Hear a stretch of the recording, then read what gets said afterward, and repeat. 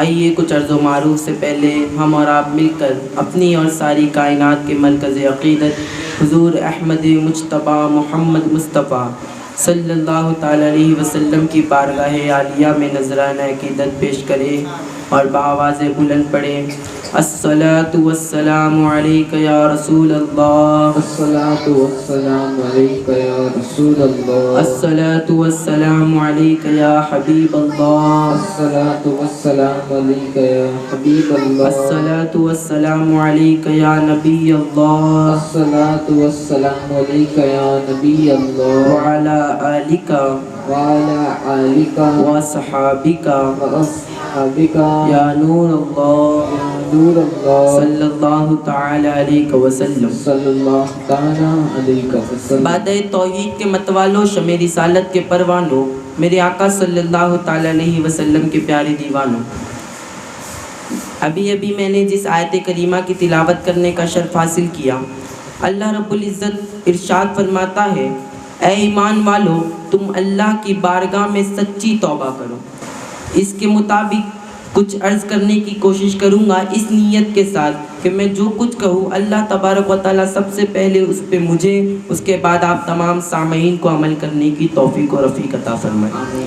میرے آقا صلی اللہ تعالیٰ علیہ وسلم کے پیارے دیوانوں، یہاں جتنے بھی لوگ موجود ہیں اور جو آپ کے رشتہ دار، عزیز و اقارب ہیں، جو آپ کے جان پہچاننے والے ہیں، یقیناً ان تمام میں کوئی ایک بھی ایسا نہیں ہوگا جو یہ دعویٰ کر سکے کہ میرا دامن گناہوں سے پاک اور صاف ہے اور میں زندگی میں کبھی گناہ نہیں کیا۔ ہم میں کوئی ایسا شخص موجود نہیں، کیونکہ ہم بخوبی جانتے ہیں کہ اللہ رب العزت نے معصوم صرف فرشتے اور انبیاء اکرام کو پیدا فرمایا ہے۔ ہم اور آپ گناہ کرتے ہیں، ہم میں کوئی ایک شخص ایسا موجود نہیں جو گناہ نہ کرتا ہو۔ ہم سب گنہگار ہیں۔ عاقل و بالغ ہونے سے لے کر اب تک ہم نے عاقل اور بالغ ہونے سے لے کر اگر ہم اپنے گریبان میں جھانکے تو ہمیں پتہ چلے گا کہ ہمارا دامن پورا داغدار ہے، گناہوں سے داغدار ہے۔ میرے آقا صلی اللہ تعالیٰ علیہ وسلم کے پیارے دیوانوں، اگر ہم اپنا جائزہ لیں، اگر ہم اپنی زندگی کا جائزہ لیں تو پتہ چلے گا ہم کتنے گنہگار ہیں۔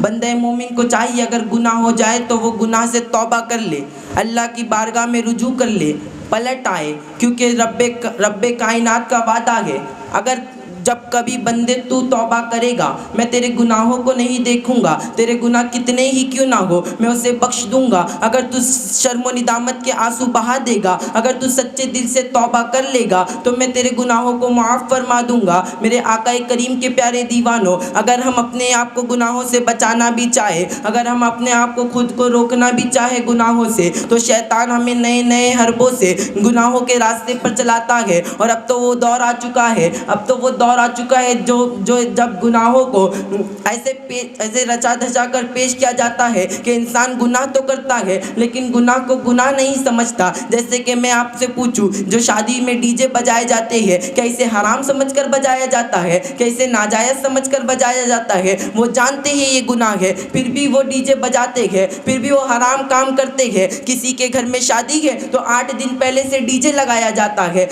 بارات نکلتی ہے، پٹاخے پھوڑے جاتے ہیں، مرد عورت خلط ملط بے حیائی بے غیرتی کا سامان برپا ہوتا ہے۔ میرے آقا کریم کے پیارے دیوانوں، کیونکہ یہ اس لیے ہو رہا ہے، لوگوں نے اس گناہ کو، اس حرام کام کو ایسے رچا دچا کر پیش کیا ہے، ایسے رسم و رواج میں ڈال دیا ہے کہ انسان اسے کرتا تو ہے لیکن اسے گناہ نہیں سمجھتا، اس حرام کام کو گناہ نہیں سمجھتا۔ اسی طرح فلموں کا دیکھنا، گانوں کا سننا، کسی کو گالیاں دینا، کسی کی غیبت کرنا، میرے آقا کے دیوانوں یہ تو چند گناہ تھے جو میں نے آپ کو گنا دیے، لیکن اگر آپ صبح میں اٹھے اور پھر رات میں 11-12 بجے اپنے بستر پر جائے، اپنے پورے دن کا جائزہ لے تو پتہ چلے گا اگر 2-4 نیکیاں کر بھی لی تو اس کے عوض میں، اس کے مقابلے میں ہمیں سینکڑوں گنا مل جائیں گے۔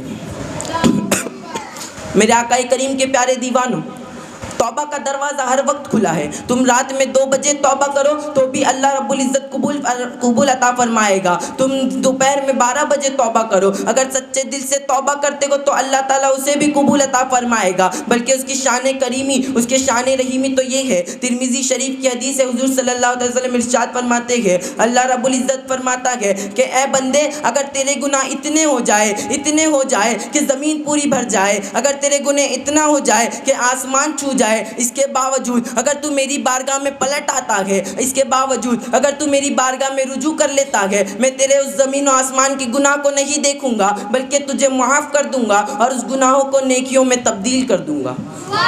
میرے آقا کریم کے پیارے دیوانوں, ہمیں چاہیے کہ ہم توبہ کریں, ہمیں چاہیے کہ ہم استغفار کریں. ہماری قوم کے نوجوانوں کا عالم کیا ہے؟ فرمایا گیا کہ ایک بوڑھا توبہ کرتا ہے اور ایک نوجوان توبہ کرتا ہے تو اللہ تعالیٰ نوجوان کی توبہ کو زیادہ مقبولیت عطا فرماتا ہے. یہاں تک کہ فرمایا گیا, لکھنے والوں نے یہاں تک لکھا, 1000 بوڑھے توبہ کرتے ہیں اور ایک نوجوان توبہ کرتا ہے, اس کے مقابلے میں بھی اللہ تعالیٰ اس ایک نوجوان کی توبہ کو زیادہ قبولیت عطا فرماتا ہے. میرے آقا کریم کے پیارے دیوانوں, لیکن ہماری قوم کے نوجوانوں کا عالم کیا ہے؟ کوئی رات ایسی نہیں گزرتی جس میں گناہ نہ ہو, کوئی دن ایسا نہیں گزرتا جس میں گناہوں میں مبتلا نہ ہو. لیکن توبہ کی توفیق کسے ہوتی ہے؟ حضور صلی اللہ تعالیٰ علیہ وسلم ارشاد فرماتے ہیں, اللہ تعالیٰ تمام بندوں میں ان بندوں کو سب سے زیادہ پسند فرماتا ہے جو گناہ کے بعد فوراً توبہ کر لیتے ہیں, جو فوراً نادم ہو جاتے ہیں. اب توبہ کیا ہے؟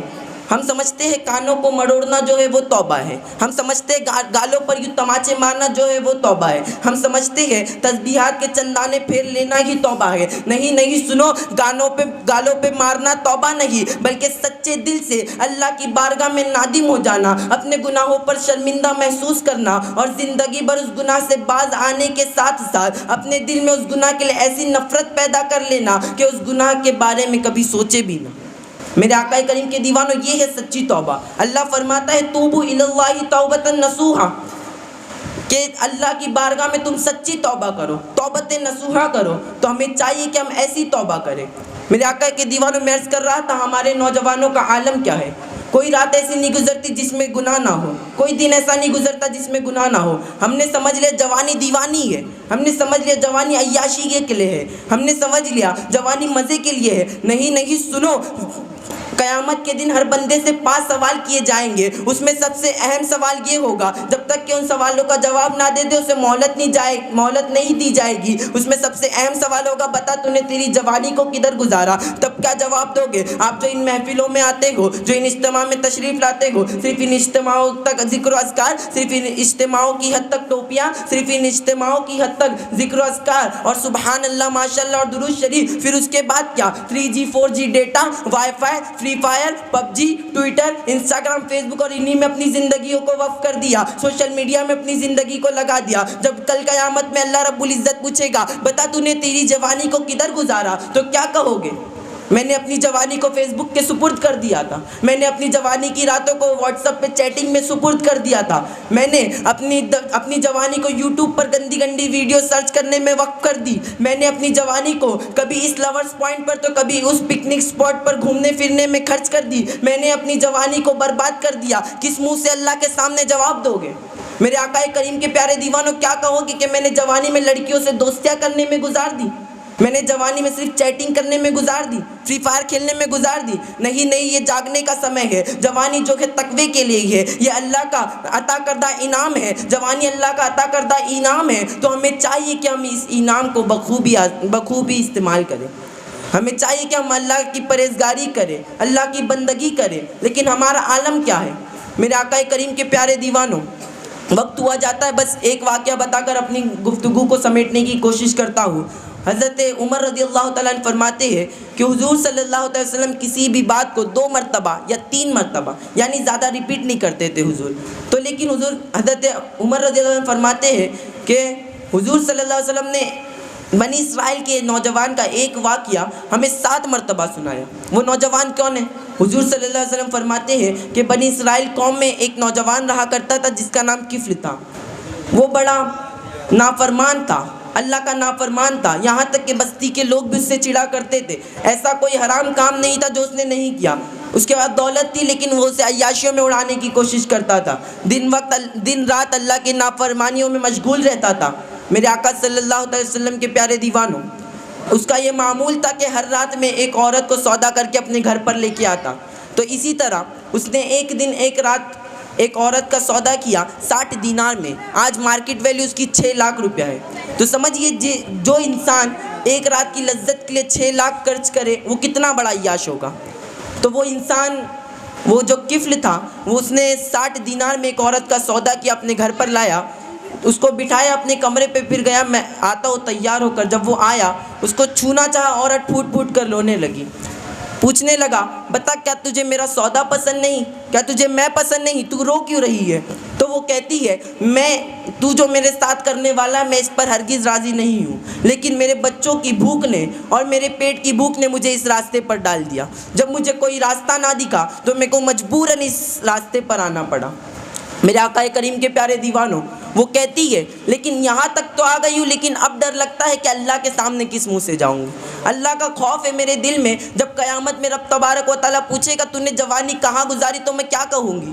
میرے آقا کریم کے پیارے دیوانوں، صرف اتنا کہنا تک کفل کے دل پہ ایسا چھایا کہ وہ کہتا کہ تیرے پاس تو کچھ نہیں، تو بھوکی ہے، تیرے پاس مال و دولت نہیں، تجھے تو کس بات کا حساب دینا ہے. میرے پاس تو سب کچھ ہے، میرے مال و دولت ہے، میرا پیٹ بھرا ہوا ہے، میں اتنی عیاشیاں کرتا ہوں، میں گنہگار ہوں. تیرے پاس کچھ نہ ہو کہ تجھے اللہ کا اتنا خوف ہے، تو مجھے کتنا خوف ہونا چاہیے. تو گواہ ہو جا، میں تیرے سامنے اللہ کی بارگاہ میں سچی توبہ کرتا ہوں اور تجھے اپنی بہن تسلیم کرتا ہوں. اور وہ 60 دینار اس کے ہاتھ میں دیے اور کہا جا میری بہن، یہ میری طرف سے تحفہ ہے اور تو اس سے اپنے لیے اور اپنے بچوں کے لیے کھانے کا انتظام کر لینا. صرف اتنا کہنا تھا. عورت جو ہے دعائیں دیتے ہوئے باہر گئی. اتنے میں حضرت اسرائیل علیہ السلام تشریف لاتے اور اس کفل کی روح کو کھینچ لیتے. جب بستی میں یہ ہنگامہ ہوا کہ کفل مر گیا، تمام لوگوں نے میٹنگ کی کہ اللہ کا بہت بڑا احسان ہوا، کفل مر گیا. ایک اللہ کا بہت بڑا نافرمان تھا، وہ مر گیا. تو بڑے لوگوں نے مشورہ دیا کہ اس کفل کی جو لاش ہے اسے دفنایا نہ جائے، اسے کفنایا نہ جائے، اسے ایسے چھوڑ دیا جائے تاکہ لوگوں کو یہ عبرت ہو جائے کہ اللہ کا نافرمان جو ہوتا ہے اس کا یہی حشر ہوتا ہے. میرے آقا کریم کے پیارے دیوانوں، صرف اتنی بات ہو ہی رہی تھی کہ اللہ تعالیٰ نے اتنے میں ایک فرشتے کو بھیجا جس نے اس کے دروازے پر لکھا کفل کے کہ اللہ تعالیٰ نے اسے جنت میں داخل کر دیا. یہ ہوتی ہے سچی توبہ. اگر آپ کتنے ہی بڑے گنہگار کیوں نہ ہو، اگر آپ بہت بڑے گنہگار ہیں تو بھی اگر آپ اللہ کی بارگاہ میں سچی توبہ کرتے ہیں تو اللہ اسے معاف فرما دیتا ہے. اللہ تعالیٰ ہمیں کہنے سننے سے زیادہ عمل کرنے کی توفیق عطا فرمائے. اللہ تعالیٰ ہمیں سچی پکی توبہ کرنے کی توفیق عطا فرمائے. دوران گفتگو کسی بھی طرح کی غلطیاں خامی اللہ سے معاف عطا فرمائے. استغفر اللہ ربی من کل ذنب واتوب الیہ واخر دعوانا الحمد للہ رب العالمین. السلام علیکم ورحمۃ اللہ وبرکاتہ.